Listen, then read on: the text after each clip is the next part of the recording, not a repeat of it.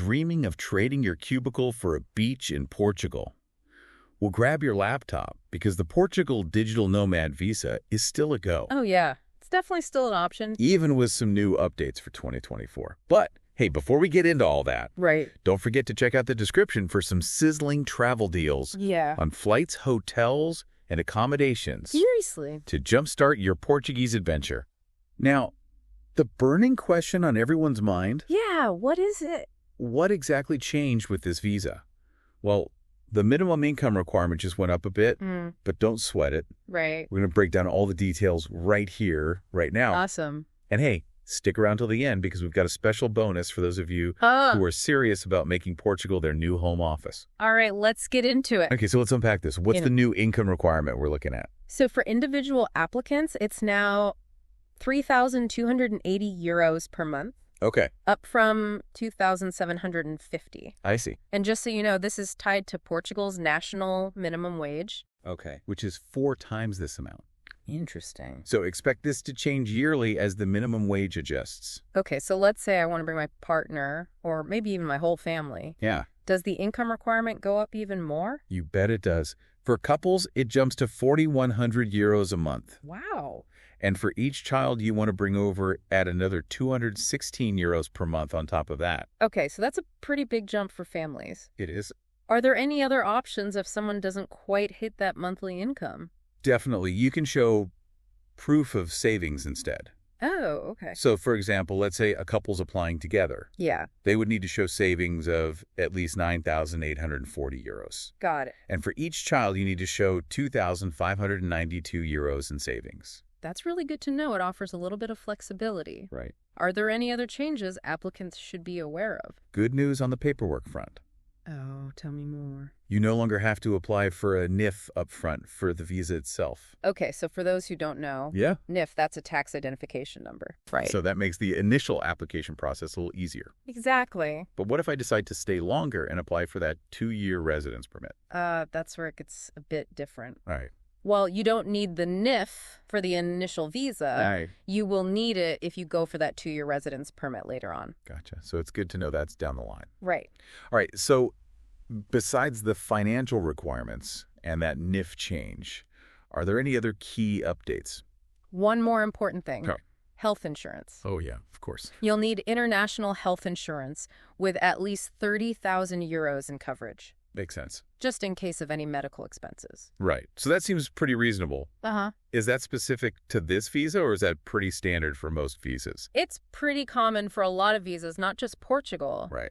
It makes sure you're covered if anything unexpected happens. Totally peace of mind when you're living in a new country. For sure. It's really important. Absolutely. It just makes sense, just to be safe. Exactly. It takes away some of the stress of the unknown. For sure. I think some listeners might be thinking like, wow, these requirements seem like a lot. Yeah. But from what I've seen, Portugal's income requirements are actually in line with a lot of other popular digital nomad visas out there. That's a great point. Portugal's not trying to make it impossible. Right. They just want to attract digital nomads who can support themselves and, contribute to the economy. Yeah. It's about finding that win-win, Right. It's not just about, working from the beach all day. Right. It's about finding that work-life balance and becoming a part of the community. Absolutely. So let's switch gears a bit.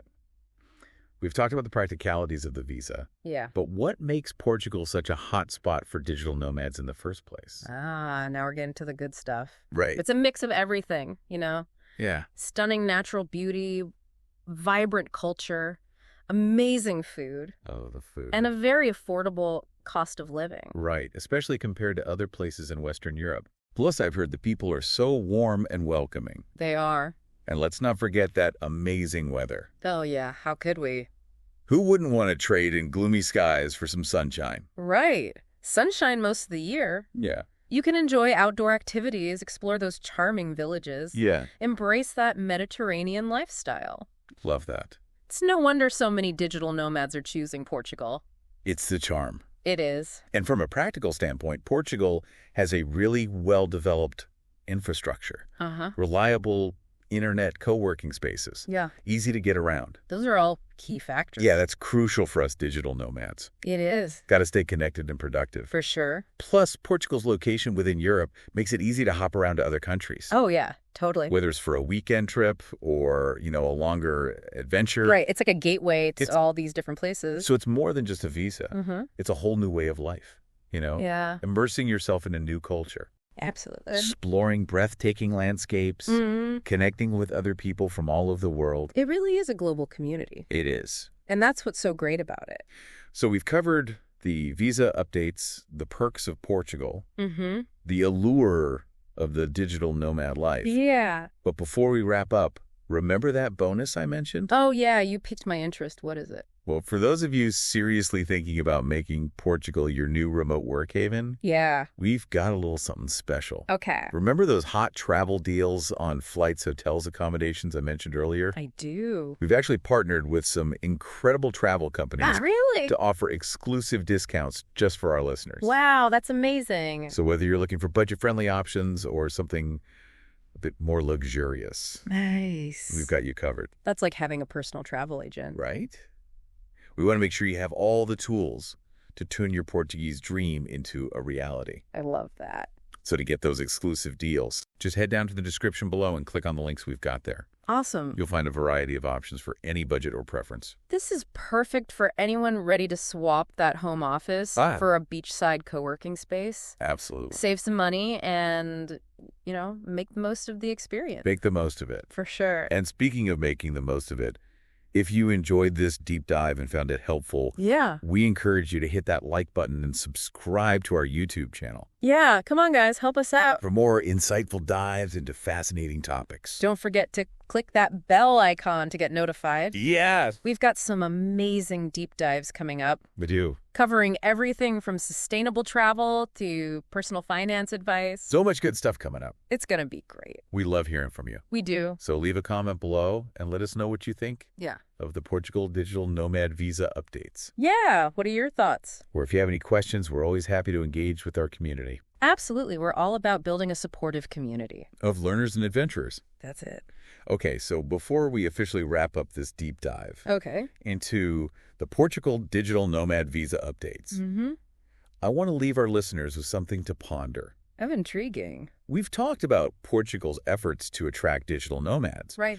But what about the impact this has on local communities? Oh, that's a good question. Yeah, like it can bring positive economic benefits. For sure. But it's important to be mindful of the potential challenges, too. Right. It's all about finding that balance. Right. Things like rising housing costs, increased demand on local infrastructure, the potential for cultural shifts. It's complex. It is. Finding that balance between welcoming remote workers and preserving the character and affordability of those communities. Absolutely. It's crucial for the long-term sustainability. Couldn't agree more. It's a shared responsibility. Yeah. It is. So as you plan your Portuguese adventure, think about how you can be a responsible and respectful visitor. That's so important. Support local businesses. Engage with the community. Learn some Portuguese. Yeah. Learn a few phrases. That goes a long way.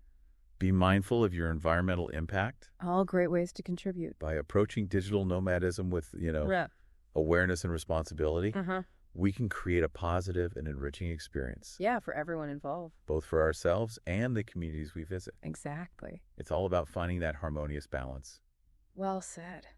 And on that note, we've reached the end of our deep dive. Oh, already? It's been awesome exploring this with you. It really has. It's always so interesting to see how the world of digital nomadism is changing. And hey, if you're ready to pack your bags for Portugal, don't forget about those exclusive travel deals we mentioned. Oh, yeah, those are good. You can find all the details in the description below. Definitely take advantage of those.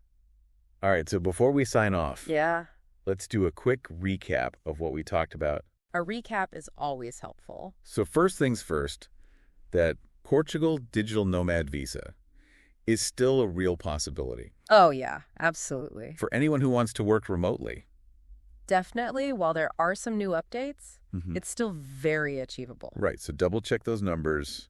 Make sure you meet those financial requirements or have the savings to back it up. And remember, those requirements are there for a reason. Yeah. It's about making sure things are sustainable. For sure. For everyone. For the digital nomads and the local economy. Exactly. We also talked about why Portugal is such a great choice.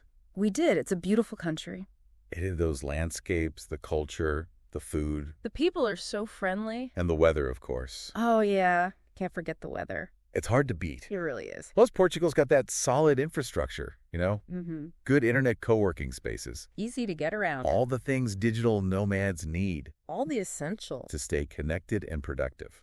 And, of course, we talked about being a responsible digital nomad. That's so important. Respecting those local communities. Yeah. Giving back to the places we visit. Contributing positively. Exactly. It's all about finding that balance between living your dreams and, being mindful of your impact. I think that's a great takeaway. It is. So if you're feeling inspired and ready to go for it, do your research, plan it out, and embrace the adventure. And don't be afraid to reach out if you have any questions. Yeah, we're here to help. We're happy to support you. If you found this deep dive helpful, hit that like button and subscribe to our YouTube channel. Yes, please do. For more deep dives on all sorts of interesting topics. We've got so much more coming up. We do. And don't forget to hit that bell icon to get notified. So you don't miss anything. And as always, we love hearing from you. We do. So leave a comment below. Let us know what you think of these Portugal Digital Nomad Visa updates. Yeah, we want to hear your thoughts. Or if you have any questions at all. We're here to help. Happy travels, everyone, and keep exploring. Until next time.